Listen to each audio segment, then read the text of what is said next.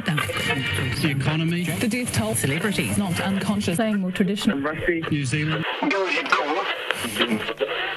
So, Mr. Trump won the election, eh? As I predicted. And yes, I still maintain the system was rigged. That's not an exaggeration, but a fact. The same thing happened here with Helen Clark. The lefty, feminised, infected mainstream media had their hand in that too. Until the country came to its senses, of course, thank God.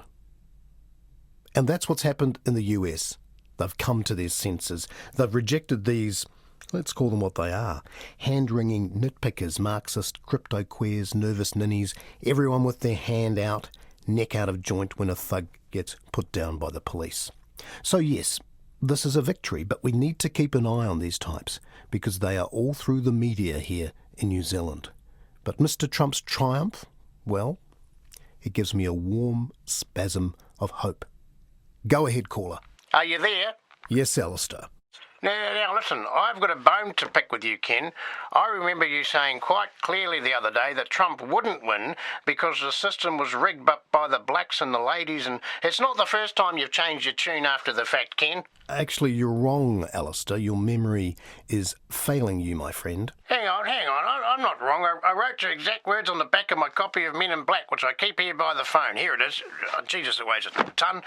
Here it is on the back. Here's one from 2008. You mark my words, Barama will never win. He's an African and a Muzzy. And here's another one. Helen Clark has no kids, which means she is unelectable. And I'll tell you why after the break. And here's another one. A carton of Pall Mall menthol, side of mutton. Oh, it's just my shopping list. But it's all here in black and white. I think you should bloomin' own up to it. Alistair, your notes are not particularly credible. I suspect they're scratchings more than legible words if some of the letters to the station are anything to go by. But let's not dredge up the past. I've never claimed to be 199% accurate all of the time. And I may not have said it out loud per se, but I knew in my heart, and I believe through the tone at least of my language, it would have been obvious to anyone that I meant to say that Trump would win.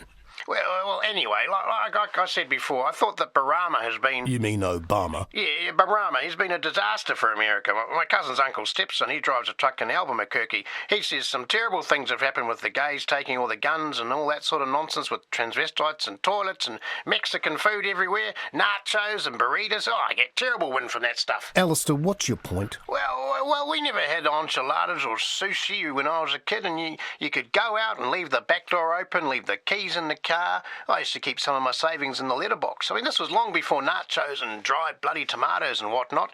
You know, back then my sister could walk miles back from town after a dance perfectly safe at all hours. Well, you're right, Alistair. I think it's fair to say the streets weren't full of hooded thugs back then. We were pretty safe from crime and political correctness. Mind you, there was that time that she was attacked by a bloke from the rugby club, but, we didn't make a big fuss about it in those days. You make a good point, Alistair. These days people are lazy, obese, overly sensitive to what we used to call horseplay.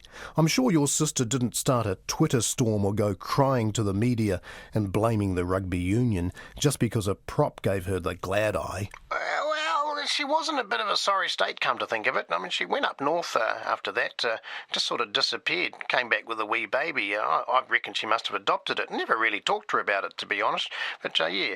And my point is, they were better times, Ken. It was a simpler, more honest time. And don't get me wrong, it was tough, and we fought like buggery. Fought what? I can't really recall, but whatever it was, we gave it a bloody nose, and that's what I like about this Trump rooster. I feel he's going to deal with these unspecified feelings that sort of well up in me. It's sort of like a nostalgia, but, angry at the same time. Are you there? Thanks, Alistair. Got to say, nice to talk to you for a change. What a lovely day it is.